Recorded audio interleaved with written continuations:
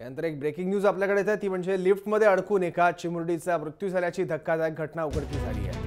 मुंबईतील बेहरामपाडा इथल्या आशियाना इमारतीत शुक्रवारी ही हृदयद्रावक घटना घडली आहे। लिफ्टच्या मार्गात असलेल्या काचेतून डोकावत असताना लिफ्टमध्ये अडकून 14 वर्षीय मुलीचा मृत्यू झाला आहे। या धक्कादायक घटनेमुळे लिफ्टमधील सुरक्षिततेबाबत प्रश्नचिन्ह उपस्थित झालं आहे। याबद्दल आणखी माहिती घेण्यासाठी आपले प्रतिनिधी विशाल सिंह आता आपल्यासोबत आहे। विशाल, नेमकी कशा पद्धतीने ही घटना घडली आहे? सर्वजण आपण बघाल तर ही घटना काल रात्री घडली आहे। 14 वर्षाची मुलगी होती।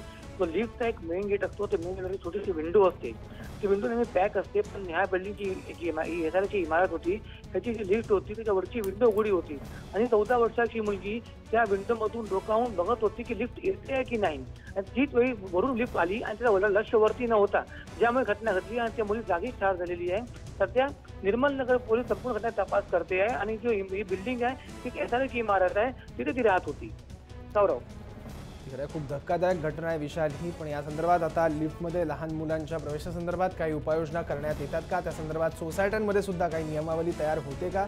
आणि ही घटना घडली तेव्हा मुलीच्या आसपास कुठलीही मोठी व्यक्ती उपस्थित नव्हती का? हे सगळे प्रश्न उपस्थित होत आहेत। धन्यवाद विशाल या सगळ्या माहितीबद्दल।